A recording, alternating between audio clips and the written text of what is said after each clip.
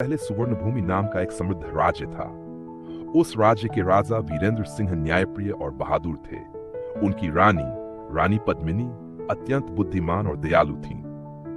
राज्य की प्रजा अपने राजा रानी से बहुत प्रेम करती थी, क्योंकि वे हर कठिन समय में प्रजा का साथ देते थे। सुवर्णभूमि चारों ओर से ऊंचे पहाड़ों और घने जंगलों से घिरा हुआ था। खेतों में सोना उगता था, नदियां कलकल बहती थीं और बाजारों में खुशहाली छलकती थी। हर वर्ष राजा स्वयं प्रजा के बीच जाकर उनकी समस्याएं सुनते और तुरंत समाधान करते। इसलिए राज्य में सुख शांति का वातावरण बना रहता था। एक दिन अचानक सीमा पर तैनात सैनिकों ने सूचना दी कि पड़ोसी राज्य का क्रूर राजा विक्रमदत्त अपनी विशाल सेना के साथ आक्रमण करने आ रहा है। उसकी नजर सुवर्णभूमि की समृद्धि पर थी। यह खबर सुनते ही महल में चिंता छा गई, पर राजा वीरेंद्र ने धैर्य नहीं खोया। राजा ने तुरंत सभा बुलाई। मंत्री, सेनापति और प्रमुख नागरिक उपस्थित हुए। राजा ने दृढ़ स्वर में कहा, यह युद्ध केवल मेरे राज्य का नहीं, बल्कि हमारी अस्मिता का है। हमें एकजुट होकर इसका सामना करना होगा। रानी पद्मिनी ने भी आगे बढ़कर कहा, मैं स्वयं महिलाओं के साथ मिलकर सैनिकों के लिए भोजन और औषधियों की व्यवस्था करूंगी। पूरे राज्य में तैयारियां शुरू हो गई। सैनिकों ने कवच पहने, तलवारें तेज की और घोड़ों को सजाया। प्रजा ने भी अपने अपने स्तर पर योगदान दिया। कोई रसद जुटा रहा था, कोई घायलों की सेवा के लिए तैयार था। राज्य में भय था, पर उससे अधिक साहस और एकता थी। कुछ ही दिनों में शत्रु सेना ने सीमा पार कर ली। युद्ध का बिगुल बज उठा।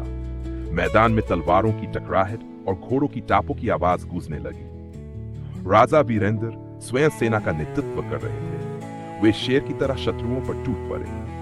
उनकी वीरता देखकर सैनिकों का उत्साह दोगुना हो गया। उधर महल में रानी पद्मिनी घायल सैनिकों की सेवा कर रही थी। वे हर सैनिक को हिम्मत देती और कहती, आपकी बहादुरी से ही हमारा राज्य सुरक्षित रहेगा। उनकी बातें सुनकर घायल सैनिकों में भी नया जोश भर जाता। युद्ध कई दिनों तक चला। एक दिन शत्रु सेना ने अचानक पीछे से हमला किया। स्थिति गंभीर हो गई। तभी एक साधारण किसान, जो प्रजा का प्रतिनिधि था, कुछ ग्रामीणों के साथ सहायता के लिए पहुंच गया। उन्होंने शत्रु सेना पर पत्थरों और लकड़ियों से हमला कर दिया। प्रजा का यह साहस देखकर शत्रु सेना घबरा गई। अंततः राजा वीरेंद्र ने विक्रमदत्त को युद्ध में पराजित कर दिया। शत्रु सेना भाग खड़ी हुई। सुवर्णभूमि में विजय का शंखनाद गूंज उठा। प्रजा ने राजा रानी का जय घोष किया। युद्ध के बाद राजा ने कहा, यह विजय केवल मेरी नहीं, बल्कि पूरे राज्य की है। जब राजा, रानी और प्रजा एक हो जाएं, तो कोई भी शत्रु उन्हें परास्त नहीं कर सकता। उस दिन से सुवर्णभूमि में और भी अधिक एकता और प्रेम बढ़ गया।